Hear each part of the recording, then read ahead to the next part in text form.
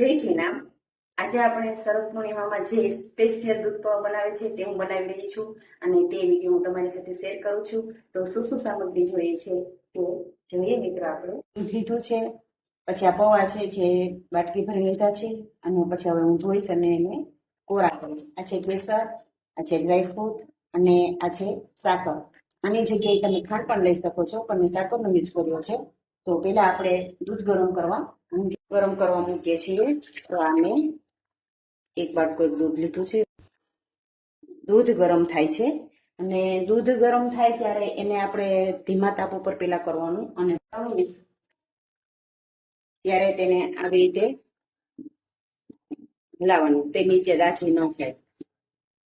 તો હવે આ હજી તો ધીમો તાપ છે, ત્યાં આપણે પૌવા ધોઈ નાખીએ પછી હલાવશું। આ છે પૌવા જેને હું ધોઉં છું,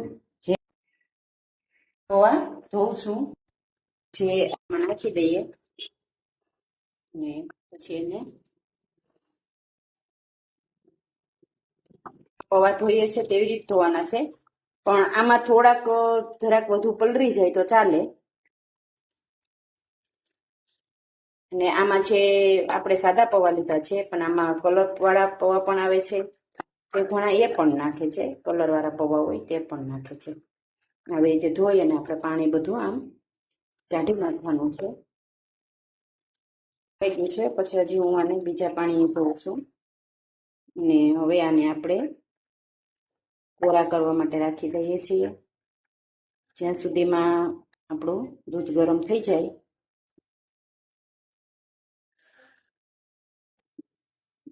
હવે આપણે દૂધને જ ગરમ થાય છે ત્યાં આવી રીતે ચમચો હલાવ્યા કરવાનો, મતલબ દૂધ નીચે બેસી જાય અને દાજી જાય, તો સ્વાદમાં થોડો ફેર પડી જાય છે। હવે આ દૂધમાં પેલા હું સાકર નાખું છું। તમે મીઠું ને જેવી રીતે ખાતા હોય તેવી રીતે સ્વાદ અનુસાર તમે ખાંડ કે સાકર લઈ શકો છો। મેં થોડીક સાકર વધારી પણ છે, જો એમ લાગે કે પાછળથી નાખવી તો નાખીશ। હવે આ સાકર ઉકળી જાય હલાવીશ। આ કેસર છે તે કેસર નાખું છું।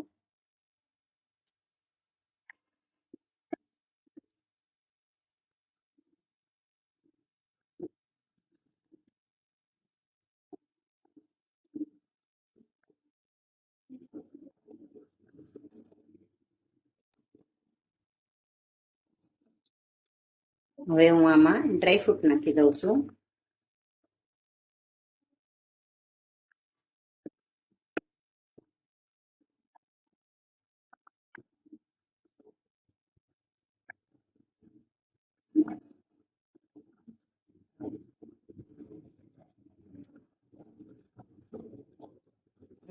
ધીમે ધીમે ધીમે હલાવવાનું છે, નહીં તો નીચે તળિયે બેસી જાય। અને આપણે ખબર છે કે શરદ પૂનમ હોય ત્યારે આપણે આ દૂધ પૌવાનો શું ઉપયોગ કરીએ છીએ, અને આપણે ધાબા ઉપર, અગાસી ઉપર માથે કપડું કે જાળીવાળું વાસણ ઢાંકીને પછી માથે કપડું બાંધીને આપણે અગાસી ઉપર રાખીએ છીએ ને પછી એ દૂધ પૌવા સવારે ખાઈએ છીએ। એટલે એક જાતની ઔષધિ જ જાણીએ એમ કે છે કે આપણે આખું વર્ષ એમ કે છે કે આપણે રોગથી મુક્ત રહીએ છીએ ને તંદુરસ્ત રહીએ છીએ। એટલે આપણે શરદ પૂર્ણિમાના દિવસે લગભગ બધા દૂધ પૌવા બનાવે જ છે।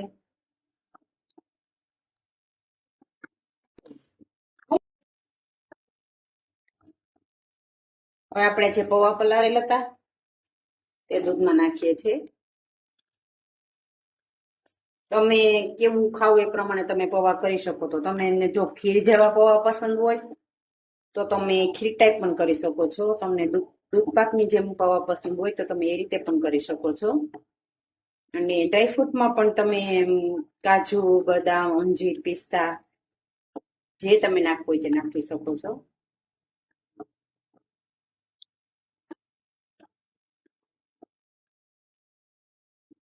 હવે આને આપણે ઉફાણું આવે ત્યાં સુધી પકવવાનું છે અને હલાવવાનું છે,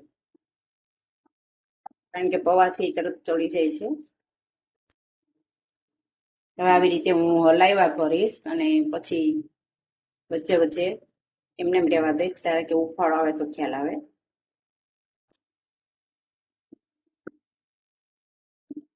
આવી રીતે જો ફાણો આવ્યો છે ને બહુ મસ્ત કલર ને તમે જો હવે આપણા દૂધ પૌવા તૈયાર છે.